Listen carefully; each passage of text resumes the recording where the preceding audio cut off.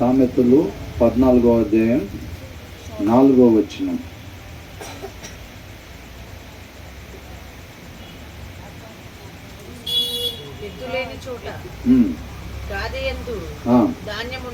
ధాన్యం ఉండదు, ఎద్దుల బలము చేత వచ్చుబడి కలుగును. Where there are no oxen, ఎక్కడైతే ఎద్దులు లేకుండా ఉంటాయో అక్కడ ఏంటంట ద మ్యాంజర్ ఈజ్ ఎంటీ అని అంటున్నారు. అర్థమవుతుందండి. అంటే ఆ పంట కూర్చుకున్న దాన్ని తీసుకుని వెళ్ళి మనం వేస్తాం కదండి ఒక దగ్గర.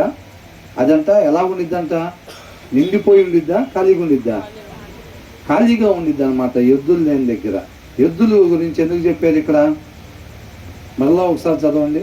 ఎద్దులు లేని చోట గాదెయందు ధాన్యం ఉండదు, ఎద్దులు లేకపోతేనంట అక్కడ ధాన్యం ఉండదంట. ఎద్దుల బలము చేత, అది అండర్లైన్ చేసుకోవాలండి. ఎద్దుల బలము చేత చూసారా? ఎద్దుల బలము చేత, ఆ బలము చేత అంట అక్కడ చూస్తే ఉండిద్దంట. ఎద్దులు ఉన్న వాళ్ళకి ఏం చేస్తుందంటే ఆ బలంతో ఈ పని చేస్తాయి కాబట్టి అక్కడ విస్తారంగా పంట ఉండిద్ది అనమాట. అవునా? ఎద్దులు లేకపోతే ఎలా ఉంటుందంట? అది ఖాళీగా ఉంటుందండి. అర్థమవుతుందండి. ఇది కూడా ఏంటంటే మన ఆత్మీయ జీవితంలో అక్కడ అకౌంట్లో మనం డబ్బుల్ని సమకూర్చుకోవాలి. అవునా కదా? అక్కడ అకౌంట్లో డబ్బులు వేసుకోవాలి. మనం ఇక్కడ ఎద్దుల బలము చేత అన్నది చూసారా? అవి చురుకుగా, బలముగా, శక్తి కొలది ఎలాగైతే పనిచేస్తాయో ఆ పనిని బట్టి అక్కడ పంట కూర్చబడతా ఉండిద్ది అనమాట. అర్థమవుతుందా? మనం కూడా మన ఆత్మీయ జీవితంలో లేజీగా ఉండకుండా మనం బాగా బైబిల్ చదివేవారిగా ఉండాలి. అవునా? కొంచెం దూరాన్ని వెళ్ళి ఒకరికి సువార్త చెప్పాల్సి వచ్చినా, ఒకరిని పరామర్శించాల్సి వచ్చినా కానీ, లేదంటే మన దగ్గర ఉన్న దాంట్లో నుంచి కొంత తీసి సహాయం చేయాల్సి వచ్చినా కానీ మనం ఏం చేసేవారు ఉండాలి? చేసేటట్టుగా ఆత్మీయ బలాన్ని పొందుకొని. ఎలా ఉండాలంట? ఆత్మీయ బలాన్ని పొందుకుని అవన్నీ చేపించేది మనలో ఉండే వాక్యం అన్నమాట. అర్థమవుతుందండి. ఆత్మీయ బలం కావాలి. కొంతమంది చూస్తే శారీరకంగా చాలా బలం ఉండిద్ది, లోపల వాక్యం ఉండదు. దానివల్ల వాళ్ళు చేసే పనులు మొత్తం లోక సంబంధంగానే ఉంటాయి అన్నమాట. అక్కడ ఎద్దుల బలం అని అండర్లైన్ చేస్తాం చూసారండి. ఇక్కడ మనకు కావాల్సింది ఏంటంటే ఆత్మీయ బలం అన్నమాట. ఆ ఆత్మీయ బలం అనేది మనకి ఎంత ఉంటే రేపు అక్కడ అకౌంట్లో అంతగా మనం దాచుకోగలుగుతాం అన్నమాట. అవునా? ఆత్మీయ బలం ఎలాగొచ్చింది? వాక్యం చదవటం ద్వారా. వాక్యం బాగా చదవాలి. లేజీగా ఉండకుండా, సోమరులాగా ఉండకుండా మన స్పిరిచువల్ యాక్టివ్నెస్ ఉండాలన్నమాట. మనలో చురుకుగా పనిచేసే వాళ్ళుగా, శక్తి కొలది పనిచేసే వాళ్ళుగా అంటారు చూసారా? మనం అట్లాగా వాక్యము చదివే దాంట్లో మనం చురుకుగా ఉండాలి, హుషారుగా ఉండాలి, బద్ధకాన్ని విడిచిపెట్టి ఉండాలి, సోమరులాగా ఉండకూడదు అనమాట. అప్పుడు మనం బాగా వాక్యం చదవగలుగుతాం. అలా చదివిన వాక్యం బట్టి మనం ఎంతో ఆత్మీయంగా, బలంగా ఉంటాం అన్నమాట. ఆ బలాన్ని బట్టి ఆ వాక్యం మనకేం చేసిద్ది? సమృద్ధిగా మనం ఆత్మీయ పంటను కోసుకునేటట్టుగా చేసిద్ది అనమాట ఆ బలం అనేది. అర్థమవుతుందా? కాబట్టి మనం బాగా చదవాలి. Where there are no oxygen, ఎద్దులు లేకపోతే అసలు మనం చదవకపోతే అక్కడ అకౌంట్లో ఎంత ఉంటుంది? జీరో ఉండిద్ది. అవునా? The manger is empty but from the strength of an ox అని అన్నాడు. స్ట్రెంగ్త్ ఆఫ్ అన్ ఆక్స్, దాని బలము చేత ఏంటంటున్నాడు? కమ్ అబండెంట్ హార్వెస్ట్ అంట. పెద్ద కుప్పేసినట్టుగా సమృద్ధిగా. అవునా? ఆత్మీయ బలం ఉండాలన్నమాట. వాక్యాన్ని బాగా చదవాలి. నన్ను తినినవాడు ఎప్పుడు కూడా ఆకలి కొనడు అని అంటున్నాడు. భుజించాలన్నమాట. యేసుక్రీస్తు వారు తండ్రి మాటను అలాగ భుజించారు, తన హృదయం మీద రాసుకున్నారు అక్కడ. అంతే. ఆ మాట ప్రకారంగా జీవించటం తప్ప నాకు ఇంక వేరే జీవిత విధానం ఉండకూడదని తీర్మానం తీసుకొని నిత్యము పెద్దల కన్నా లేచి ఆయన పాదాల చెంత చేరి తండ్రి పాదాల చెంత ఆయన కృపని ఆశ్రయిస్తూ ఉన్నాడు అన్నమాట. తండ్రి కృపను బట్టి యేసుక్రీస్తు వారికి ఇచ్చిన ఏ ఒక్క క్షణం కూడా తన ఇష్టాన్ని నెరవేర్చుకోవటానికి తను ఇష్టపడకుండా ప్రతి క్షణం కూడా దేవుని చిత్తాన్ని నెరవేర్చడానికే ఉపయోగించాలి అనే ఒక భయము. అవునా? ఆ మాటని ఎంత పదిలిపరుచుకుంటామో తండ్రి మాటని దాంట్లో అంత జ్ఞాన వివేకాలు మనం పొందుకుంటాం అన్నమాట. ఏం మాట్లాడాలి, ఎలా నడుచుకోవాలి, ఎలా ప్రవర్తించాలి అని మొత్తం దాంట్లోనే ఇమిడి ఉంది. అవునా? కాబట్టి వాక్యం మనం బాగా చదవాలి. ఎంత ప్రకాశమానంగా మనం వెలగాలంటే మనం అంతగా నింపబడాలి. ఫస్ట్ మనలో లేకుండా ఏదన్నా వచ్చిందా బయటికి? మన హృదయంలో లేని కార్యం ఆ మాట ఎదుటి వాళ్ళ దగ్గరికి వెళ్ళదు. అది ఫస్ట్ మన హృదయంలోకి రావాలన్నమాట. కాబట్టి మనం బాగా వాక్యాన్ని చదవాలి. ఆ ఎద్దుల బలము చేతనే ఆత్మీయ బలం, ఆత్మ బలంగా ఉండాలన్నమాట. ఎనీ టైం ఎలా ఉండాలి? ఆత్మ బలంగా ఉండాలి. శరీరం కన్నా ఆత్మ బలంగా ఉండాలి. శరీరానికి ఆత్మకి నిత్యం ఏం జరుగుతూ ఉంటుంది? యుద్ధం, పోరాటం జరుగుతూ ఉండిద్ది. అవునా? ప్రతి సెకండ్ కూడా ఏది గెలవాలి? శరీరం గెలవాలా, ఆత్మ గెలవాలా? ఆత్మ మాత్రమే గెలవాలి. ప్రతి క్షణం కూడా ఆత్మ మాత్రమే గెలవాలి. ఆత్మ గెలవాలంటే ఏం చేయాలి? ఆత్మకి బలమైన ఆహారం పెట్టాలన్నమాట. అప్పుడే మనం అలా కాకుండా శరీరానికి 3 పూట్ల పెట్టేసి మనం ఆత్మకు ఆహారం పెట్టట్లేదు అనుకోండి, మన స్పిరిచువల్గా లేజీగా ఉంటున్నట్టు అనమాట. సోమరులాగా ఉంటున్నాడు. సోమరు ఏం చేస్తాడు? కూర్చొని కళ్ళగంటూ ఉంటాడు. నేను ప్రార్థన చేస్తే అద్భుతాలు జరగాలి, నేను వాక్యం చెప్తే చాలు, రక్షణకు మేము తీసుకుంటాం బాప్తిస్వం అని ముందుకు రావాలి అని కలలుగంటూ ఉంటాడు అనమాట. కొంతమంది అంతే. చాలామంది ఏం చేస్తారు? వాక్యం చదవరు, అసలు బైబిల్ తీసి వాక్యం చదవరు. వాళ్ళు మాత్రం ఊహాలోకాల్లో బతుకుతూ ఉంటారు. వాక్యంలో రాయబడి ఉంది అది. ఇటు చూడండి, నేను నుంచున్నాక వెళ్ళి చూడండి ఎవరైనా. ఏంటంట వాళ్ళు ఏం చేస్తారు? వాక్యం చదవని వాళ్ళు ఏం చేస్తారు? ఊహాలోకాలు, సోమరులు. వాక్యం తీసి కనీసం 1 గంట సేపు వాక్యం చదవలేని వాళ్ళు, లేజీ వాళ్ళు ఏం చేస్తారంట? ఊహల్లో బ్రతుకుతూ ఉంటారు. ఏమని? నేను ప్రార్థన చేస్తే కుంటోళ్ళు లేచి నడవాలని, నేను వాక్యం చెబితే రక్షణ బాప్తిస్వం మేము తీసుకుంటామని రావాలని, మనం ఎక్కడన్నా మేము ఇక్కడ ప్రార్థన పెడతా ఉన్నాం అని చెప్పగానే తోసుకొని జనం దాని లోపలికి రావాలని కూర్చొని ఊహల్లో కలగంటూ ఉంటారు. వాళ్ళు ఎవరంట? సోమరులు. రాస్తుంది కదా దాంట్లో. సోమరు ఒక చాటు కూర్చొని ఊహల్లో కళ్ళగంటూ ఉంటాడు అనమాట. మనం అలా ఉండకూడదు. అవునా? ఆత్మీయ బలం, మన ఆత్మని ఎనీ టైం బలంగా పెట్టుకోవాలి. మన శరీరాన్ని జయించేటట్టుగా చూసుకోవాలన్నమాట. దావీదు దేన్ని జయించలేకపోయాడు? దావీదు చెప్పొచ్చా? దావీదుని వచ్చి అడిగాడు అనుకో, నా ప్రతినిధిగా ఉండి నువ్వు చేసిన పని ఏంటి? అన్ని జనుల్లో నా నామాన్ని హేళన పరిచావనంటే, ప్రభా అపవాది నేను కోట పైకి వెళ్ళిన తర్వాత, నేను కోట పైన అపవాది ఉన్నది చూసుకోకుండా నేను పైకి వెళ్ళాను, వాడు నన్ను పట్టుకొని అమ్మటే బంధించాడు. అంతేనా? తోసేయచ్చటగా నమ్మేస్తాడు ఆయన? నమ్మేది. ఈయన శరీరాన్ని ఈయన జయించలేకపోయాడు. ఈయన, అవునా కదా? ఆత్మ బలహీనంగా ఉంది, దాన్ని గ్రహించుకోలేకపోయాడు. శక్తి సరిపోలా చూపు తిప్పుకోవటానికి, శరీరాన్ని అదుపులో పెట్టుకోవటానికి, ఉండాల్సిన రీతిగా మాత్రమే ఉండటానికి ఆయనకి బలం సరిపోలేదు ఆయనకి. అవునా? దావీదుకి ఒక మాట అన్నాడు దేవుడు, నేను నీకు ఎంతోమంది బాధలు ఇచ్చాను, వాళ్ళు సరిపోరు అనుకుంటే నేను కావాలని నీకు ఇంకా ఇచ్చిండేవాడిని కదా అన్నాడు. అసలు ఆ మాట అన్నాడంటే చూడండి, నువ్వు కరెక్ట్గా జీవించటానికి వాళ్ళు ఒకవేళ సరిపోరు అనుకుంటే కావాలంటే నేను ఇంకా ఇచ్చిండేవాడిని కదా, నువ్వెందుకు కాల్చోలిపోయావు అని అన్నాడు. దేవుడి కోపం అవుతే బాధ లేకపోతే అంటాడు ఆ మాట. అవునా? ఆత్మ బలహీనంగా ఉంది దావీదు. అపవాది మీద దోషేయటం కాదు, శరీరాన్ని జయించలేకపోయాడు. ఆ క్షణం దావీదు జీవితంలో తన ఆత్మకి తన శరీరానికి జరిగిన పోరాటంలో శరీరం గెలిచింది. అక్కడ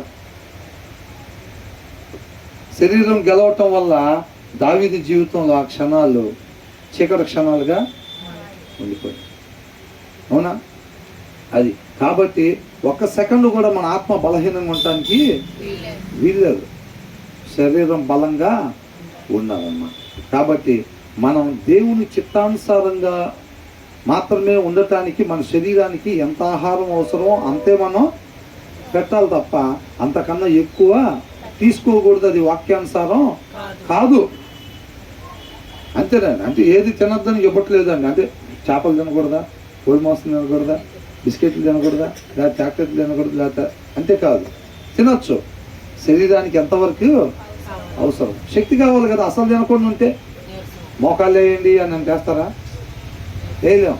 దానికి శక్తి కావాలి. దానికి కావాల్సిన ఎంతవరకు కావాలో మనం అంతవరకే తీసుకోవాలన్నమాట. మోకాలు ఏంటంటే ఇప్పుడు వేయలేము కదా, ఇప్పుడే తినొచ్చు ఫుల్గా. ఏంటంట మోకాలు వేయలేము కదా. భోజనం చేసిన తర్వాత కూడా ఎవరన్నా అనుకో సడన్గా వచ్చి అన్న ప్రార్థన పెట్టుకుందాం, ఏ టైంలో అయినా సరే ఫోన్ రావచ్చు, ఏ టైంలో అయినా ఫోన్ రావచ్చు. మనం 7 గంటలకి తింటుంటే 7:30కి ఎవరింట్లో అన్న ప్రార్థన పెట్టుకుందాం అని ఆలోచన వచ్చి ఫోన్ చేయొచ్చు. మనం 7ంటికి ఫుల్గా తినేసి ఉంటే ఎవరినో ఫోన్ చేస్తే ఏం చెప్తాం, అమ్మ నేను తినేసాను, ఇంక నేనేమి ప్రార్థనకి ఇద్దాం చేయలేను అంటే. అలా కాదన్నా అంటే, లేదమ్మా నేను చేయలేను, స్వయంగా యేసయ్య గారు మీ ఇంటికి వచ్చినా నేనైతే వచ్చి నడపలేనమ్మా అక్కడ, ఫుల్గా తినేసా. కొంతమంది ఏమనుకుంటా, తిన్న తర్వాత అమ్మో తిన్న తర్వాత నేను మాడలేను, అసలు నేను ప్రార్థన చేయలేను, నేను వాక్యం చదవలేను, నేను వాక్యం చెప్పలేను, నేను అసలు అలా ఉండడానికి వీల్లేదన్నమాట. అవునా? ఎనీ టైము ఎప్పుడైనా సరే మనం ఆయన చిత్తానుసారంగా ఉండటానికి సిద్ధపాటు అయ్యి ఉండాలి. ఎప్పుడైనా రావచ్చు ఫోను, అవసరం ఎప్పుడైనా పడవచ్చు, చెప్పలేము. ఎవరైనా ఫోన్ చేయొచ్చు, అన్న కొద్దిగా బాగలేదు అన్న కొంచెం రాన్నా అని. అవునా కదా? అక్క కొద్దిగా ఇట్లా రాక, ఇంటి దగ్గర ఎవరు లేరక్క, ఇట్లా ఇల్లు పరిస్థితి అని. అమ్మో నేను తినేసానమ్మ, ఇప్పుడే మంచం ఎక్కానమ్మ, నేను అసలు రాలేనమ్మ.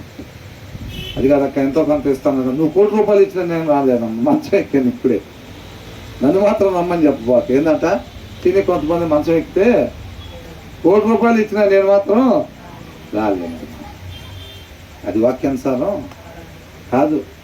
ఏ టైంలో ఫోన్ వచ్చినా సరే ఆయన కృపను బట్టి తక్కువని మన షర్ట్ తగిలించుకొని ప్యాంట్ వేసుకొని బయలుదేరి వెళ్ళేటట్టుగా మన శరీరాలు ఉంచుకోవాలి, సహకరించేటట్టుగా ఉంచుకోవాలి. 1 గంట సేపు అంటే ప్రార్థన భోజనానికి ముందేమో సాష్టాంగ పడమన్నా పడతాం, మోకాలు ఏమన్నా వేస్తాం, నుంచోమన్నా నుంచుంటాం, కూర్చోమన్నా కూర్చుంటాం, ప్రార్థన చేస్తాం. తిన్న తర్వాత మాత్రం మీరు క్షణం ఉండమన్నా మేము ఉండలేం. అయితే అతిదృష్టి లేకపోతే అనాదృష్టి అలా కాదు, ఏ టైంలో వచ్చినా సరే. అవునా? మనం కాబట్టి దాని ప్రకారంగా మనం ఉండాలి అంతే. మరి యేసయ్య చుట్టూ జనం ఉండేవాళ్ళు అంటే ఎనీ టైం ఉండేవాళ్ళు కదా. మరి ఆయన ఏం చేశాడు? లేదండి యేసయ్య గారు ఏదైనా తినకముందే రావాలి, మీరు స్వస్థతకైనా దేనికైనా, ఆయన ఆల్రెడీ తినేసాడు, ఇంకా లేచి చేయని ఎత్తి మీద పెట్టలేడు అది చెప్పారు ఏమన్నా. కాబట్టి ఎనీ టైం అన్నమాట మనం కూడా ఆయన పూలు ఉండాలంటే మనం కూడా అలాగే ఉండాలి. తర్వాత ఏమంటున్నారు? అబద్ధం ఆడాడంట. ఎవరు? ఆయన హానెస్ట్ విట్నెస్, హానెస్ట్ ఏ ఫెయిత్ఫుల్ అని అంటున్నాడు. నీతి కలిగిన ఆయన అంతా ఏం చేయడంట అంటే నీతి అని అంటే వాక్యాన్ని అనుసరించటం, ఒక మనిషి ఉండాల్సిన రీతి అని. నీతి అంటే ఒక మనిషి ఉండాల్సిన రీతి అంటే నీతిమంతుడు, వాక్యాన్ని అనుసరించేవాడు. వాక్యాన్ని అనుసరించటం అంటే ఒక మనిషి ఏ రీతిగా మాత్రమే ఉండాలో దాన్ని తెలియపరిచేదే వాక్యం. అవునా? కాబట్టి ఈ నీతిమంతుడు అంట ఏం చేయడంట? అబద్ధమాడు. ఎందుకని? ఆ నీతి కలిగిన ఆయన ఉండాల్సిన రీతిగానే ఉంటాడు. ఉండాల్సిన రీతి ఏంటంట? మనిషి నువ్వు అవునంటే అవును, కాదంటే కాదంతే. అది మనిషి ఉండాల్సిన రీతి. నీతిమంతుడు అలాగే ఉంటాడంట. అంతేలే కానీ అబద్ధాలు చెప్పాడు. అబద్ధము అంటే ఏంది? ఉండకూడని విధానము, ఉండకూడని రీతి. అంతేనా? నీతిమంతుడు ఎలా ఉంటాడంట? ఉండాల్సిన రీతిగా మాత్రమే ఉంటాడు. తర్వాత ఏమనుంది? అబద్ధములు ప్రియములు అంట. బట్ ఫాల్స్ విట్నెస్, ఫాల్స్ అన్నప్పుడే అది ఉండకూడని వాడు అని అర్థం. అంతేనా? False, a false witness pours out lies అంట. నోరు చేస్తే ఏం మాట్లాడతాడంట? ఆయన హృదయంలో ఏం లేదు? వాక్యం లేదు. వాక్యం లేకపోతే మోసకరంగా ఉంటుంది ఆ హృదయం. కాబట్టి దాంట్లోంచి మంచి వచ్చిద్దా? వాక్యం లేని ఏ హృదయంలో నుంచి మంచి రాదు. కాబట్టి ఆయన ఆటోమేటిక్గా నోరు తెరిస్తే అబద్ధాలు, అసత్యాలే మాట్లాడతాడు అనమాట. అంటే ఈ వాక్యాన్ని బట్టి మనం ఎలా ఉండాలంట? ఒక మనిషి ఉండాల్సిన రీతిగా మాత్రమే ఉండాలి తప్ప అబద్ధాలు మనం ఆడకూడదు. అప్పుడప్పుడు ఎప్పుడన్నా రోజుకు ఒకసారి, వారానికి 2 సార్లు. బైబిల్ వారానికి ఎన్నిసార్లు అబద్ధాలు ఆడొచ్చు అని చెప్తుంది? నెలకి 0. అస్సలు అబద్ధం అనేది ఆడకూడదు. ఎందుకని? అబద్ధాలకి జనకుడు ఎవరు? అపవాది. అవునా? వాళ్ళ క్రియలను బట్టి యోహాను సువార్తలో దేవుడు ఏమంటాడు? మీ తండ్రి అపవాది, ఆ క్రియలు మీలో ఉన్నాయి కాబట్టి అంటున్నాడు. మనం అబద్ధం అన్నప్పుడు మన తండ్రి ఎవరు? ఎవరి పిల్లలు మనం? అప్పుడు మనం ఒప్పుకున్నా ఒప్పుకోకపోయినా మనం అబద్ధం ఆడినప్పుడు మనం అపవాది కుమారులమే. అబద్ధానికి జనకుడు ఎవరంట? అపవాది. అవునా? సాతాను. మరి మనం అబద్ధం ఆడేవాని అంటే ఏంటి అర్థం? ఉండకూడని రీతిగా మనం ఉంటున్నట్టుగా. ఉండకూడని రీతిగా ఉండే వాళ్ళకి తండ్రి ఎవరంట? సాతాను. అర్థమైందండి? మనం ఒక పని చేసి ఆ పని నేను చేయలేదు అని అంటే మనం ఎవరి పిల్లలం అంట? సాతాను పిల్లలం అంట మనం. అర్థమవుతుందా? ఏం కొంపలు మునిగినాయా నేను ఒక మాట కాదంటే? ఏంటంట? ఒక చిన్న అబద్ధం ఆడితే ఏమన్నా కొంపలు ఏమన్నా మునిగినా, నీ ఆస్తులు ఏమన్నా పోయినాయా అని అంట. ఆలయాలు ఏం బావు, పోయేది ఎవరు ఆస్తులు? మనయ్యే. మనం ఒకటి అబద్ధం ఆడగానే ఎమ్మటే ఈ బుక్లో రాస్తారు, శుభ్రంగా నరకాన్ని తీసుకెళ్ళే బుక్లో. ఆ ఒక్క అబద్ధం ఇప్పుడు తేనె ఎంత ఉంటుంది, కుడితే ఎంతలో వస్తుంది? ఇంతలో వస్తుంది. అవునా? ఆ అబద్ధం చిన్నదే ఆడింది, చిన్న అబద్ధమే. అవునా? చిన్న చీమ బెల్లం గడ్డ, ఎంత పెద్ద బెల్లం గడ్డ తీసుకెళ్తా ఉంటాయి అవి. అట్లాగే ఆ చిన్న అబద్ధం మనం జాగ్రత్తగా లాక్కొని పోయి నరకంలో పడేసిద్ది అంతే. అవునా కదా? కాబట్టి మనం ఒక్క పని కూడా తండ్రి చేయకూడదు. మనం అసలు అబద్ధాలు ఆడేవారుగా ఉండకూడదు అనమాట. అది సత్యం ఉన్న వెలుగుని ప్రకాశింపజేయాలి. మనం ఉండాల్సి, ఒక మనిషి ఉండాల్సిన రీతిని మనం ఒక మంచి మాదిరికరాన్ని జనాలకి కనపరచాలి మనం. అవునా? తర్వాత ఏమంటున్నారు? అపహాస్యకుడు, జ్ఞానం వెతుకుట వ్యర్థము, జ్ఞానము సులభము. వాళ్ళు ఏం చేస్తారంట? ద మోకర్ సీక్స్ విజ్డమ్ అని అంట. మోకర్ seeks wisdom and finds none అని అంటున్నాడు. మోకర్ అపహాస్యం చేసేవాడు, తృణీకరించేవాడు. దేవుడు వాక్యం చెప్పబడితే దాన్ని పట్టించుకోడు, దేవుడిని అవమానిస్తాడు. అర్థమవుతుందండి? నిర్లక్ష్యం చేసేవాడు అని ఏంటంట? వాక్యం ఎవరి మాట? తెలుసు కదా? తండ్రి మాట, సృష్టికర్త మాట, సర్వోన్నతుని మాట అని అంటాం. చెప్పిన మాటను మాత్రం గాలికి వదిలిపెడతాం. ఏంటంట? అది వద్దు అన్న పని మాత్రం మన జీవితాలు ఎన్నో కుప్పలు కుప్పలుగా కనపడతా ఉంటాయి. అవునా కదా? ఏంటంట? వాక్యంలో వద్దు అని అన్నాయి మన జీవితంలో కుప్పలు కుప్పలుగా కనపడతా ఉంటాయి. ఎందుకని? మన తండ్రి మాట అని తెలిసినా ఏం చేస్తున్నాం? అలక్ష్యం. ఏంటి వాక్యం అట్లుంది కదా, వాక్యం అట్లుందని తెలుసు, అది తండ్రి మాట అని తెలుసు, ఒక మనిషి ఉండాల్సిన విధానం అని తెలుసు, అయినా సరే మనం ఇట్లా ఉంటాం. వాళ్ళని మోకర్ అని అంటారు. అర్థమవుతుందండి? వాక్యంలో ఏముందో తెలిసి ఇప్పుడు దాన్ని వినటానికి కూడా ఇష్టపడరు చాలామంది. చర్చికి వెళ్దాం రాన్న అని అంటే, ఇప్పుడు మన వల్ల వదిలే అక్క బుధవారం కూడా స్టార్ట్ చేశారు అంటే, ఆ 2 రోజులే రాలేక అల్లాడిపోతుంది, బుధవారం కూడా పెట్టారు మళ్ళీ.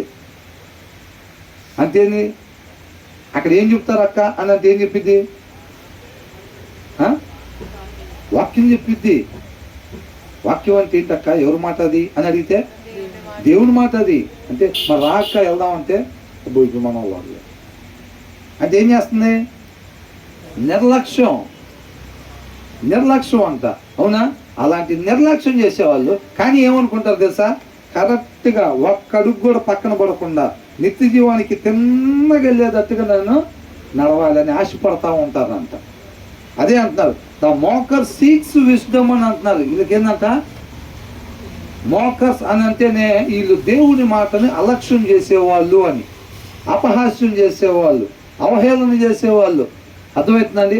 అలక్ష్యం చేసేవాళ్ళు, దేవుడి మాటని అలక్ష్యం చేసి కానీ జ్ఞానం కావాలనుకుంటారంట. అర్థమవుతుందా? వద్దనుకోరు. దేవుడి మాటను మనం అలక్ష్యం చేసాం కదా, మరి జ్ఞానం దాంట్లోనే ఇమిడి ఉండిద్ది కదా దేవుని వాక్యంలో అని అనుకోరు.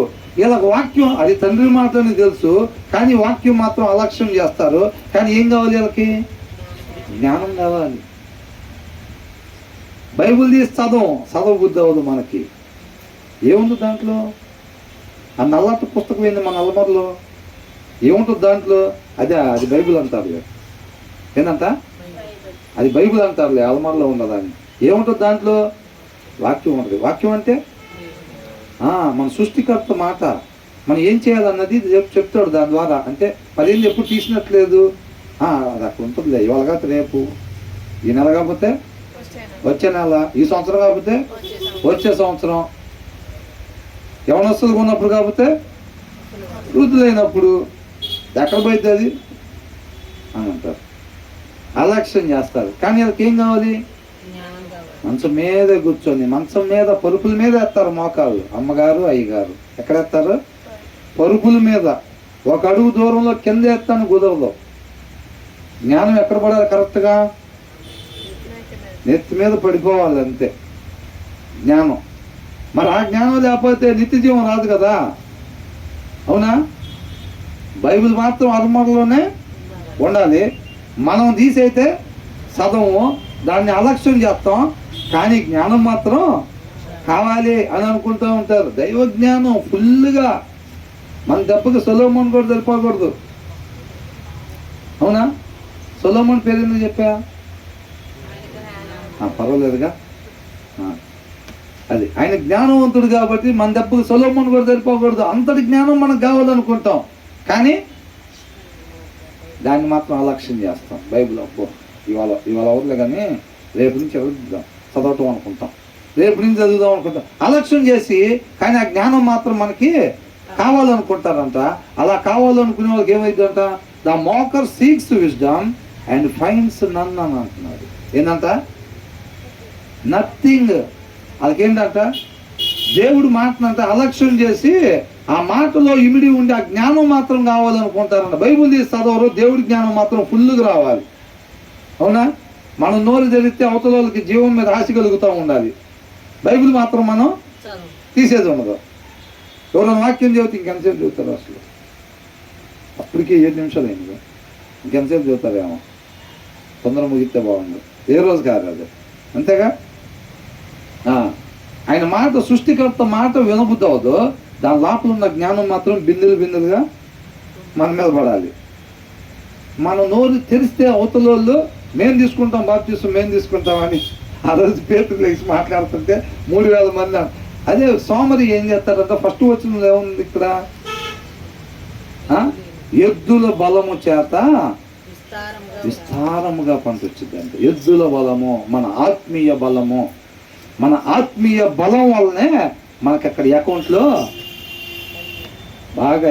జమ చేసుకుంటాం, అంతేనా కదా? మన ఆత్మీయ బలం, ఆత్మ బలంగా ఉండాలి. ఆత్మ ఎంత బలంగా ఉంటే, ఎద్దులు లేని వాళ్ళ పరిస్థితి ఏంటంట? అకౌంట్లో 0, అవునా కదా? అకౌంట్లో ఏంటంట? ఎంత ఉంటాయంట? 0. ధాన్యం అనేది ఉండదంట ఎద్దులు లేకపోతే.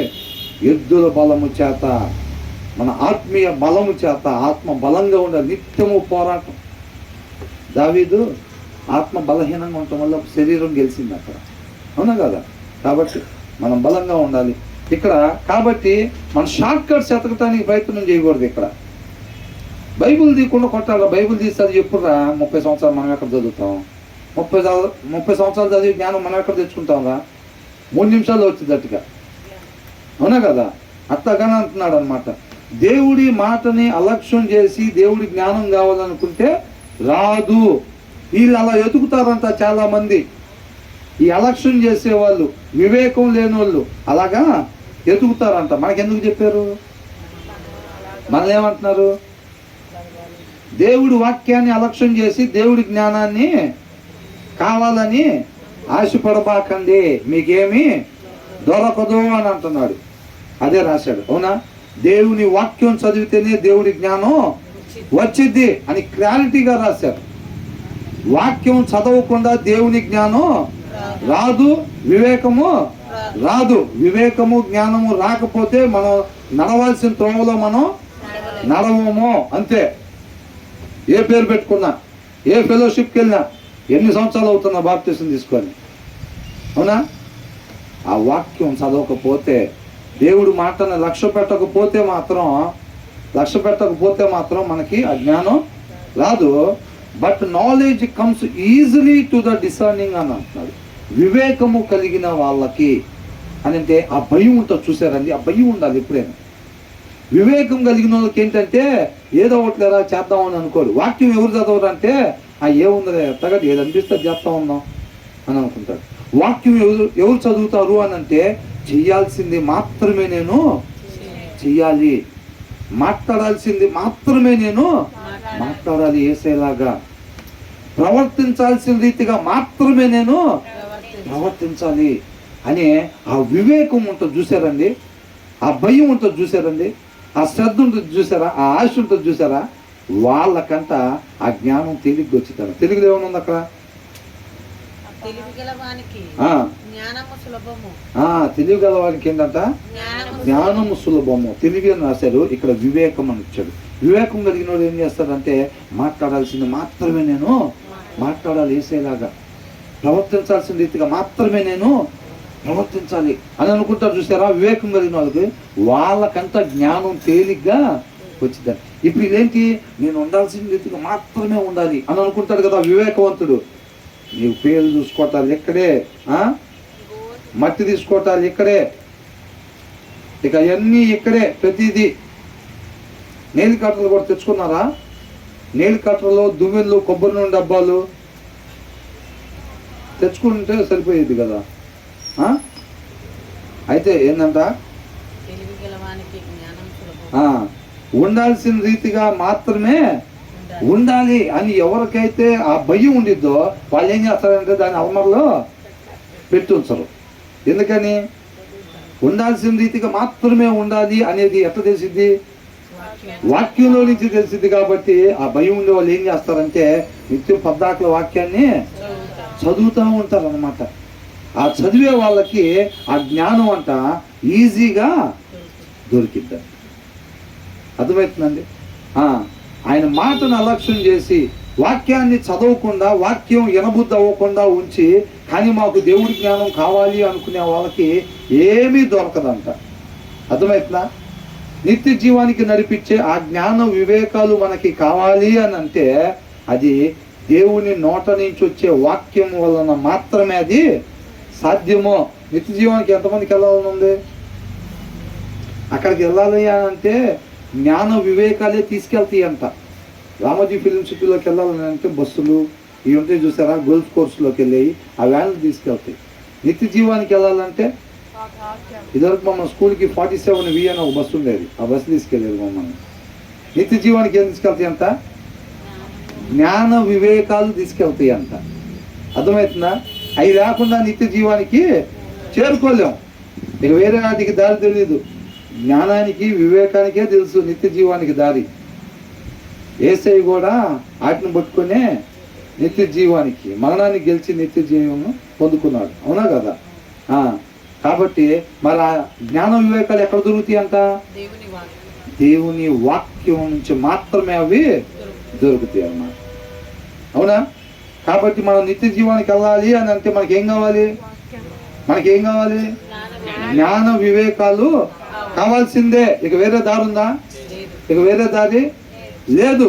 మరి అవి రావాలంటే ఏం చేయాలి? గట్టిగా చెప్పాలి. ఏం చేయాలి? వాక్యం చదవాల్సిందే. ఏంటంట? వాక్యం చదవాల్సిందే. అవునా? అప్పుడు మనకు ఆ జ్ఞానం వివేకం మనం పొందుకుంటాం. ఆ ఆటోమేటిక్గా చక్కగా రాజాగారిని తీసుకెళ్ళినట్టుగా నిత్య జీవానికి తీసుకెళ్తాం. ఉండాల్సిన రీతిగా మాత్రమే మనం ఉండేవారుగా ఉంటాం అన్నమాట. అప్పుడు అర్థమవుతుందండి?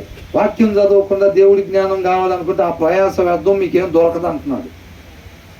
వాక్యం చదవకుండా దేవుడి జ్ఞానం కావాలి అని అనుకుంటే ఆ ప్రయాస వ్యర్థము అంట. మోకర్ సీక్స్ విజ్డమ్, జ్ఞానాన్ని వెతుకుతారంట వాళ్ళు. దేవుడి మాటను అలక్ష్యం చేసామంట, జ్ఞానం కావాలని కోరుకుంటారంట. బట్ ఫైన్స్ నన్ అని అంటున్నాడు. నథింగ్, ఏం దొరకదంట. వాళ్ళు కొద్ది కూడా దొరకదంట. అర్థమవుతుందండి? కొంచెం కూడా దొరకదు అని అంటున్నారు. కాబట్టి వాక్యాన్ని చదివితే జ్ఞానం వివేకాలు మన సొంతం, అవి ఎక్కడ తీసుకెళ్తే నిత్య జీవానికి తీసుకెళ్తాయి అన్నమాట. తర్వాత ఏమంటున్నాడు? బుద్ధిహీనుని ఎదుట నుండి వెళ్ళిపోము. ఎక్కడి నుంచి వెళ్ళాలని చేసి బుద్ధిహీనుని నుంచి, stay away from a pool అని అంటున్నాడు. ఫూల్ అవివేకి, వివేకము లేనివాడు, మూర్ఖుడు. అర్థమవుతుందండి? ఫూల్ అంటే ఎవరు? మూర్ఖుడు, అవివేకి, తెలివి లేనివాడు, జ్ఞానము లేనివాడు అని అర్థం అన్నమాట. అర్థమవుతుందండి? వీళ్ళు ఎవరంట? Stay away from a fool. అవివేకి నుంచి అంట మనం ఎలా ఉండాలంట? దూరంగా ఉండాలంట. అవివేకి నుంచి, వివేకము లేని వారి నుంచి, అంటే దేవుని వాక్యాన్ని చదివి ఆ వివేకాన్ని పొందుకోలేని వారి దగ్గర నుంచి. అర్థమవుతుందండి? వాళ్ళ దగ్గర నుంచి ఎలా ఉండాలంట? దూరంగా ఉండాలి. ఎందుకని దూరం ఉండాలి? నువ్వెందుకు ఆయన చెప్పే ముచ్చటుంటావు అక్కడ కూర్చొని? ఆయన చెప్పే దాంట్లో ఉండాల్సిన రీతి ఒకటి కూడా ఉండదు. ఒక్క మాట కూడా పనికొచ్చేది ఉండదు. ఆయన వాక్యం చదవడు, ఆమె వాక్యం చదవదు, ఆమె దగ్గర జ్ఞాన వివేకాలు లేవు. నువ్వు ఆమె దగ్గర సమయాన్ని గడపద్దు అని అంటున్నాడు. వెళ్ళిపో దూరంగా అక్కడి నుంచి అని అంటున్నాడు. ఎందుకని? వాళ్ళు మాట్లాడే మాటల్లో జ్ఞానం ఏమాత్రం నీకు దొరకదు కదా అని అంటున్నాడు. అర్థమవుతుంది?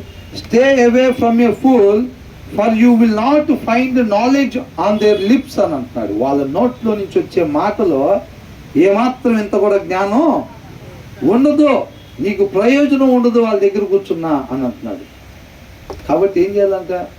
వాక్యాన్ని అనుసరించే జీవిత విధానం కలిగిన వాళ్ళని మన చుట్టూ సహవాసం అయినా, అవునా, మన కుటుంబస్తులుగైనా ఎవరైనా కానీ తోటి వారిగా మనం పెట్టుకోవాలి. అందుకనే దావీదు సలహాదారులతో సహా మిగతా వాళ్ళందరూ తన రాజ్యంలో ఉండే ప్రతి ఒక్కరు కూడా వాక్యాన్ని అనుసరించేవారుగానే ఉండాలి అని చెప్పి చూసుకుంటా ఉన్నాడు అనమాట.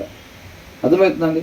కాబట్టి మన ఫ్రెండ్స్ ఏంటంట, మన ఫ్రెండ్స్ ఎవరెవరితో మనం ఫ్రెండ్షిప్ చేస్తున్నాం, ఏం చేస్తున్నాం, అవసరమైనప్పుడు దేవుడు అక్కడికి నడిపిస్తాడు. నిన్ను ఎవరి దగ్గరికి నడిపించాలో, నీ నోట్లో నుంచి ఏం పలికించాలో ముందుగా మన ద్వారా దేవుడు ఏవైతే సత్క్రియలు చేయాలని ఆలోచన చేస్తున్నాడో ఆ సత్క్రియలు చేయటం కోసం ఆయన కృపను బట్టి మనం రక్షించుకుంటాడంట. రక్షణ ఆయన కృపను బట్టి వచ్చింది మనకి, అవునా? ఆయన కృపను బట్టి మనం ఎందుకు రక్షించుకుంటాడంట? ముందుగా మనం చేయాల్సిన సత్క్రియలు ఏవైతే ఉంటాయో, మంచి పనులు మన ద్వారా దేవుడు ఏదైతే చేయాలని ఇష్టపడుతున్నాడో ఆ క్రియలు చేయటం కోసం నువ్వు వెళ్ళి ఎక్కడికైనా సువార్త చెప్పాలి, నువ్వు ఎవరికైనా సహాయం చేయాలి, అవునా, నువ్వు ఎవరన్నా పరామర్శించాలి, ఇలాంటివి ఏమన్నా చేయాలంటే ఆయనే నడిపిస్తాడు. అక్కడికి వెళ్ళామా, వచ్చామా, బాప్తిసం ఇచ్చామా, అయిపోయింది. దేవుడు నడిపించాడు, బాప్తిసం తీసుకున్నాం, ఇప్పించాడు. ఆ తీసుకున్న వాళ్ళు ఎట్లా ఉన్నారు ఏంటి అనేది కాదు, మరలా నిన్ను అక్కడికి నడిపించి నీకు చెప్పమంటే సువార్త చెప్పు, అంతే. విత్తనాలు వేసుకుంటూ వెళ్ళటం మన పని, ఉన్నా కదా? ఏమంటున్నారు? ఒకళ్ళు నీళ్లు పోస్తారంట, ఒకళ్ళు మొక్క నాటితే ఒకళ్ళు నీళ్లు పోస్తారు. జీవం ఇచ్చేది ఎవరంట? దేవుడు. మనం విత్తనం వేసి ఆడ కూర్చొని బాసిపట్లు వేసుకొని కూర్చొని ఏం మొలకరాలా అది కాదు మన పని. జీవం ఇచ్చేవాడు ఆయన. ఆయన ఇస్తాడో లేదో వేరే విషయం. ప్రభు నేను పోయి చెప్పినా వాళ్ళు ఎన్నో ప్రభు అంటే అవన్నీ నీకెందుకు, నువ్వు ముందెళ్ళి చెప్పు అన్నాడు. అంతవరకు నీ పని, మిగతాది నీ పని కాదు. వాళ్ళు వింటారా లేదా, విధేయత చూపిస్తారా లేదా, అదంతా నీ పని కాదు, నువ్వు పోయి చెప్పటం వరకే అని అన్నాడు. మనం కూడా అంతే. వెళ్ళారా నువ్వు అక్కడికి వెళ్ళి, తర్వాత నపుంసకుడి దగ్గరికి వెళ్ళి ఫిలిప్పు బాప్తిసం ఇచ్చాడు కదా, బాప్తిసం ఇచ్చి పొద్దుగుగా ఇంటి గుమ్మం కాడ కూర్చొని చూస్తున్నాడా? చెప్పిన పని చేయటం వరకే, అవునా? అంటే ఆయన బాప్తిసం ఇచ్చిన వాళ్ళు ఇంతవరకు ఒక్కరు కూడా వాక్యానుసారం ఉంటుందా బయట? మరి ఆయన దగ్గర బాప్తిసం తీసుకున్నావా? అంటే ఆ పాస్టర్ గారు మంచి ఆయన కదా, పలానా ఆయన దగ్గర బాప్తిసం తీసుకున్నారండి. బాప్తిసం తీసుకున్న వాళ్ళు ఒక్కరు కూడా వాక్యానుసారం ఉండలేదు. అయితే ఆ పాస్టర్ గారు పవర్ లేదా? కొత్తగా జన్మించారు. ఆ జన్మించిన వాళ్ళు నిర్మలమైన వాక్యం అనే పాలు వాళ్ళు తాగట్లేదు. వాళ్ళు తాగకపోవటం వల్ల శిశువు ఏమైపోయాడు? మరణించాడు. ఆత్మీయత పోగొట్టుకున్న వాళ్ళు సొసైటీలో అట్లా ఆత్మీయత పోగొట్టుకొని తిరుగుతుంటే ఏంటి వాళ్ళు ఎలా కనబడ్డారు? వాళ్ళు వాక్యము ద్వారా కనబడ్డాడు. వాళ్ళ కనింది ఎవరు? తండ్రి కుమార పరిశుద్ధాత్మ నామంలో అని ముంచి లేపిన ఆయన కన్నాడా? ఎవరు కన్నారు? వాక్యమయ్యున్న దేవుడు కన్నాడు వాళ్ళని. ఆ పుట్టుక పరిశుద్ధం. అవునా కదా? వాక్యం ద్వారా కనబడ్డారు. అవునా? వాళ్ళు ఆ నిర్మలమనే వాక్యం అనే పాల వలన వాళ్ళు వృద్ధి చెందాలి. దాన్ని అపేక్షించుడి అని అంటున్నాడు. దాన్ని ఇష్టపడండి, అదే మిమ్మల్ని బ్రతికిచ్చిద్ది. కొత్తగా జన్మించారు కదా, ఇంకా ఆ వాక్యం అనే పాలనే అపేక్షించండి, ఇష్టపడండి. ఇది అంతగా తాగితే అంతగా బలం తెచ్చుకుంటారు మీరు. అది చెప్తున్నాడు. వీళ్ళు తాగలేదనుకోండి, అవునా కదా? అట్లాగనమాట.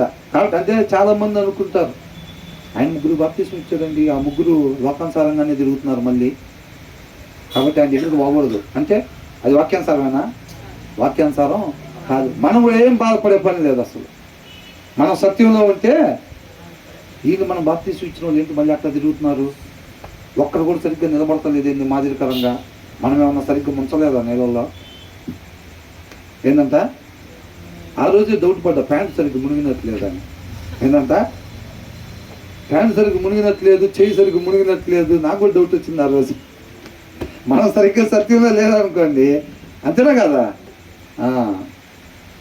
కాబట్టి మనం అవన్నీ పట్టించుకోకూడదు. 100 చెబుతారు మన వెనకాల, 1000 చెబుతారు. అది కూడా పరిచర్య ఉంది కదా, చీకటి సైడ్ కూడా పరిచర్య ఉంది. మొత్తం పుకారు చేసి వస్తారు, ఇళ్ళని దాని పెట్టి వచ్చినట్టుగా అందరూ చెబుతారు. అవన్నీ మనమేమి పట్టించుకోకూడదు. అంతే, మనం చెప్పాడా చేసామా అంతవరకే. నెక్స్ట్ తర్వాత ఏం చేయము, అట్లా చేసుకుంటే వెళ్ళిపోవటం. ఇప్పుడు సమయాలు అనుకోవచ్చా, నేను సరిగ్గా సౌలు నెత్తిన సరిగ్గా పోయలేదా ఏంటి, చెప్పిన మాట వినలేదు, నిలబడలేదు, పోగొట్టుకున్నాడు, ఏంటది పోసేది తైలం సరిగ్గా పోయలేదు ఏంటి, నేను సమయాలు అనుకోవచ్చా? తైలంలో పోయితున్నా కాదు ప్రాబ్లం. ఏం సమయాలు ఆయన పవర్ తగ్గిపోయింది, ఆయన పోయినసారి ఆయనకి అభిషేకించాడు, ఆయన సరిగ్గా గుంటలేదు రాజుగా, సమయాల్లో శక్తి లేదా అనొచ్చా? సౌలు సరిగ్గా ఉన్నంత మాత్రాన సమయాలు పోవట్లేదా? అది అవునా కదా? బయట ఉంటే ఇవన్నీ పుకార్లు, ఉంటాయి. Stay away from a pool అని అంటున్నాడు. వాక్యం లేని అవివేకుల కంట మనం ఎలా ఉండాలంట? దూరంగా ఉండాలంట. నేను వాక్యం చదివితే ఏం పర్వాలేదు, నా హృదయంలో వాక్యం ఉంది, 10 మంది లోకస్తుల మధ్యలోకి వెళ్ళి నిలబడతానంటే ఏమైంది? పడిపోతారు. అంతకుముందు అనుకున్నాం కదా, యేసన్న గారు ఒక ఆయనకి చెప్పాడంట, వేసుల మధ్యలోనే పరిచర్య పిలిపి వచ్చింది అన్న, ఎట్లాగా అంటే నీకు వస్తే వచ్చినలే కానీ నువ్వు దూరంగా ఉండి సువార్త చెప్పాల్సిన రీతిగా చెప్పంటే లేదన్న వాళ్ళ మధ్యలోనే చేయాలని వచ్చింది పరిచయం అని చెప్తే, తర్వాత ఒకసారి కనపడితే ఏమైందంట, ఆయనకే వచ్చిందంట, ఆయనకే హెచ్ఐవి వచ్చిందంట. అర్థమవుతుందా? కాబట్టి తగిన జాగ్రత్త ఉండాలి, అంతే. అవునా కదా? కాబట్టి జాగ్రత్తగా ఉండాలి. పరిచర్య అంటే పరిచర్యలాగా ఉండాలి. ఒక ఆయన వైద్యుడిలాగా పోయి తలకాడ పట్టుకొని పొట్టకాడ పట్టుకొని అట్ట చేసి పాస్టర్ గారే. అర్థమవుతుందండి? చూసారా టీవీలో చాలామంది ఉన్నారు, అసలు వైద్యులు పాస్టర్లు కూడా ఏమీ తెలీదు. ప్రతి దానికి ఒక విధానం ఉంటుంది. ఆ విధానం ద్వారా మనం దేవుణ్ణి మహింపరచాలి. విధానం తప్పకూడదు ఎక్కువ కూడా. Stay away from pool for you will not find knowledge on their lips. కాబట్టి మన సహవాసులు మొత్తం కూడా మన కుటుంబాలతో సహవాసం చేసిన, మన ఆఫీస్లో ఉన్నా, లేకపోతే ఇంటి దగ్గర ఉన్నా, పొలాల్లో ఉన్నా, ఎక్కడున్నా సరే మంచి ఆత్మీయుల్ని మనం ఏర్పాటు చేసుకోవాలి. చక్కగా ఒకరినొకరు హెచ్చరించుకుంటా. వాళ్ళ దగ్గర వాక్యం ఉందనుకోండి, మనం ఉన్నప్పుడు అక్క ఏంటి అట్లా ఉంటున్నాం ఈ మధ్య, వాక్యానుసారంగా అట్లా కాదు కదా, ఇట్లా కదా, మొన్నోడు గమనించినాక మీరు అన్నప్పుడు ఇట్లా అన్నారు, అది వాక్యానుసారం కాదు కదా, ఒకరినొకరు హెచ్చరిస్తారు. అవునా? హృదయంలో వాక్యం లేనివాడు కాడ మనం ఎంతసేపు ఉంటే మనం హెచ్చరిస్తాడు? ఏమీ హెచ్చరించడు. అవునా కదా? నువ్వు వెళ్ళిపో అక్కడి నుంచి. ఎందుకు? వాళ్ళ నోట్లో నుంచి వచ్చే మాటల్లో ఏమాత్రం కూడా నీకు జ్ఞానం దొరకదు. అనవసరం నువ్వు అక్కడ ఉండి, ఉండకూడని ప్లేస్ అని అంటున్నాడు. అది అవునా? కీర్తనలో ఉందా లేదా? మొదటి కీర్తనలో ఏముంది? అక్కడ ఉంటే వాళ్ళ ఐడియాలే చెప్తా ఉంటారు. వాక్యం లేని హృదయంలోంచి ఐడియాలు తీసి చెప్తూ ఉంటారు. ఒక్కొక్కడు రే నెంబర్ 1 ఐడియా ఇస్తా చూడంటారు. అది అవునా కదా? ఆ పక్క నుండి 6 ఇస్తే సలహాలు, ఆ 6 వాక్యానుసారంగా వాళ్ళ హృదయాల్లో వాక్యం ఉన్నది కాబట్టి. అయితే మరి పని చేయాలంటే 6 ఏదో ఒకటి తీసుకొని చేయాల్సిందే మరి. అవునా కదా? నష్టపోతాం. కాబట్టి అక్కడ ఉండబాకాన్ని వెళ్ళిపోవాలని అంటున్నాడు. తర్వాత ఏంటంట? తమ ప్రవర్తనను కనిపెట్టి ఉండుట వివేకులకు జ్ఞానమునకు లక్షణములు. ఏంటంట? వివేకి ఏం చేస్తాడంట? వివేకి అంటే ఎవరు కాళ్ళు నేనే అనుకుంటున్నారా? వివేక్ అంటే ఎదురు పెట్టుకుని ఎందుకు అట్లా అడుగుతున్నారు? ఇందాక నుంచి మీ ముందే ఉన్నాను కదా, కనపడట్లేదా? ఎవరైనా అడుగుతారేంటి మళ్ళీ ప్రత్యేకంగా? మేమే వివేకులం. ఎంత వివేకుల వారం మేమే అన్నట్టుగా ఏంటంట? వివేకులం మేమే. అవునా కదా? The wisdom of a prudent అంటే వివేకవంతుడికి కలిగి ఉండే జ్ఞానం అంట ఏం చేసిద్దంటే is to give thought to their ways అని. అంటే తను వెళ్ళాల్సిన మార్గానికంట ఆలోచనలు అందించిద్దంట ఆ జ్ఞానం. ఎవరికి ఉండే జ్ఞానం? వివేకవంతుడికి ఉండే జ్ఞానం అంట ఎలా పడితే అలా నడవకుండా, ఎలా పడితే అలాగా మాట్లాడకుండా, ఎలా పడితే అలాగా ప్రవర్తించకుండా నువ్వు ఇలాగ మాత్రమే మాట్లాడాలి, ఇలాగ మాత్రమే ప్రవర్తించాలి అని చెప్పి ఆ జ్ఞానం అంట తన నడవాల్సిన త్రోవ ఎందువో సలహాని ఇస్తా ఉండిద్దంట, ఆలోచన ఇచ్చిద్దంట. వాక్యం 2 అంచులు కలిగిన ఖడ్గం అంట. అది మన ఆలోచనలకి, మన తలంపులకి, హృదయాలకి కావలిగా ఉండిద్ది అని అంటున్నారు. వాక్యం, ఆ వాక్యం చదివినప్పుడు ఆ జ్ఞానం వివేకాలు వస్తే మనం వెళ్ళాల్సిన మార్గంలో అది ఆలోచన చెప్తూ ఉంటుంది అన్నమాట. జ్ఞానం అర్థమైందా? జ్ఞానం ఆకారం అది. ఇదివరకు మరుగుజ్జోళ్ళలాగా 2 ఉండొచ్చు అంటే అట్లా అనకూడదేమో, జ్ఞాన వివేకాలను అట్లా అనకూడదేమో. అంటే ఆలోచన చెప్తా ఉంటాయి అనమాట. మనం వెళ్ళాల్సిన త్రోవకి ఇప్పుడు ఎటు వెళ్ళాలి? ఇప్పుడు 4 రోడ్లు జంక్షన్ వచ్చిందండి, మనకు దారి తెలియదు, మన పలానా ఊరు వెళ్ళాలి. 4 రోడ్లు జంక్షన్ వచ్చినప్పుడు మనం ఏమనుకుంటాం? అప్పుడు ఏం చేస్తాం? అది ఏంటంట, ఎవరైనా ఉన్నారు అక్కడ ఒక ఆయన ఉన్నాడు, ఆయన అడుగుదాం పట్టండి అని అంటారు. అవునా? కాబట్టి అపవాది ఏం చేస్తాడంటే మనం కన్ఫ్యూజ్ చేయడానికి, వెళ్ళాల్సిన త్రోవలో మనం పోకుండా ఉండటానికి అది ఏం చేస్తాడంటే మనకు అడ్డదారులు గీసేస్తూ ఉంటాడు. ఎక్కడికక్కడ అడ్డదారులు గీసేసి ఆ గీసిన అడ్డదారులు మొత్తం తీసుకెళ్ళి ఒక దగ్గర కలుపుతాడు. ఎక్కడ? అది ఎక్కడంట? నరకంలో కలుపుతాడు. ఒక్కటే నిత్య జీవానికి వెళ్ళేది, మిగతా అన్నీ నరకంలో. ఆ కన్ఫ్యూజ్ చేయటానికి అన్నమాట. కన్ఫ్యూజ్ చేయటానికి ఎక్కడికక్కడ అడ్డదారులు గీసేస్తూ ఉంటాడు. ఎక్కడికక్కడ 4 రోడ్లు జంక్షన్ ఏర్పాటు చేస్తూ ఉంటాడు గుర్తుపట్టకుండా. ఓ తిన్నం దారి ఇట్లా ఉందనుకోండి, ఏం చేస్తాడంటే ఎమ్మటే చాక్పీస్ తీసుకొచ్చి ఇట్లా ఇట్లా అడ్డగీతలు అన్నీ తీసేస్తాడు. అప్పుడు మనం కన్ఫ్యూజ్ అవుతాం కదా, అట్లా చేస్తాడనమాట. ప్రతి సెంటర్లో నిలబడి ఎవడున్నాడు అడుగుదాం అనుకునే పని లేకుండా మనం వాక్యం చదివినప్పుడంట మనం జ్ఞానం పొందుకుంటాం. ఆ జ్ఞానం నువ్వు 4 దారులు ఉన్నా 40 దారులు ఉన్నా సరే, నువ్వు ఏ దారిలో వెళ్ళాలో నీకు సలహాని ఇస్తా ఉండిద్దాన్ని. ఇదిగో ఈ దారి హైలైట్ అవుతూ ఉండిద్ది అనమాట. ఆ దారి నీ చుట్టూ 40 దారులు గీసినా సరే నువ్వు వెళ్ళాల్సిన మార్గం ఏమైతే హైలైట్ అవుతూ ఉండిద్ది. అవునా? అంటే ఒక లైట్ వేసి చూపించినట్టుగా చూపిస్తూ ఉండిద్దాన్ని. ఎవరితో పని లేదు. ఆ జ్ఞానం వివేకం చక్కగా తీసుకెళ్ళి నిత్య జీవంలోకి నడిపిస్తే మనం. అర్థమవుతుందండి? అట్లా అంటున్నాడు, the wisdom of the prudent, వివేకవంతుడికి కలిగిన జ్ఞానం is to give thought to their ways అని అంట. తన మార్గానికంటే ఆలోచనని చెప్తా ఉండిద్దంట. But the folly of fools అని అంటున్నాడు. మూర్ఖుడికి కలిగి ఉండే మూర్ఖత్వం అంట. చూసారా? ఆయన కూడా కలిగి ఉంటాయి కొన్ని. యువతల వివేకవంతుడికి జ్ఞానం ఎట్లా కలిగి ఉంటుందో, వివేకం లేనివాడు అవివేకి, ఆయన ఏమంటారంట? మూర్ఖుడు గారు అంటారంట. ఏంటంట? మూర్ఖుడు. ఈ వివేకవంతుడికి ఏం కలిగి ఉంటుందంట? జ్ఞానం కలిగి ఉండిద్దంట. ఆ మూర్ఖుడికి ఏం కలిగి ఉండిద్దంట? మూర్ఖత్వం కలిగి ఉండిద్దంట. అర్థమైందండి? ఈ వివేకవంతుడికి కలిగిన జ్ఞానం తను వెళ్ళాల్సిన మార్గంలో ఆలోచనలు చెప్తూ ఉండిద్దంట. ఈ మూర్ఖుడికి కలిగిన మూర్ఖత్వం అంట తనని మోసం చేసిద్దని రాస్తుంది ఇక్కడ. అర్థమవుతుందండి? But the folly of fools is deception అని అంటున్నాడు. ఏం చేసిద్దంట? ఎవరు ఇంతకీ మూర్ఖుడు ఎవరు? తనకు కలుగున్న మూర్ఖత్వం ఏంటి? ఆయనకి ఎలా వచ్చింది ఆ మూర్ఖత్వం చెప్పండి? ఆయన అసలు మూర్ఖుడు ఎట్లా అయ్యాడు? వాక్యం చదవకపోవటం వలన వివేకం లేదు. వివేకం లేనివాడు అవివేకి. అవివేకి ఎవరు? మూర్ఖుడు. అవివేకి ఎవరు?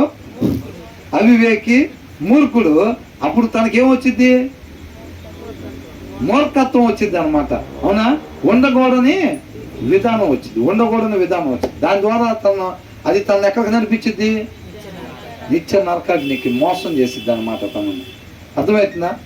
కాబట్టి మనం వివేకవంతులుగా మనం ఉండాలి. వివేకవంతుడిగా ఉంటే మనకి జ్ఞానం వచ్చింది. ఆ జ్ఞానం మనం నడవాల్సిన త్రోవకి ఆలోచనలు చెప్తా ఉండిద్ది అనమాట. కాబట్టి మనం వాక్యం చదివే వరకు ఉండాలి. వాక్యం చదవకపోతే మనం ఏమైపోతాం? మూర్ఖులుగా అయిపోతాం. అప్పుడు ఏమైంది? మనకి ఏమొచ్చింది? జ్ఞానం వచ్చిద్దా? మూర్ఖత్వం వచ్చిద్దా? మూర్ఖత్వం వచ్చేది. నడవకూడని త్రోవలో మనం నడిచేవారుగా ఉంటాం అన్నమాట. ఇంతవరకు ఆపుదాంలేండి. ఇంకా ఇంతవరకు ఆపి మిగతా తర్వాత ఎంత అయింది టైం? 45 minutes అయిందా? ఇంతవరకు ఆపుదాం. మిగతా తర్వాత ధ్యానించుకున్నాం. దేవునికి మహిమ కలుగును గాక. మనం ఈ చదువుకున్న వాటిని మరలా ఒకసారి చదువుకోవాలి, ధ్యానించుకో. ఏమో చెప్పలేము. దేవుడు తన కృపను బట్టి ఏం ఆలోచనలు కలిగి ఉన్నాడో. ఇప్పుడు ఎక్కడన్నా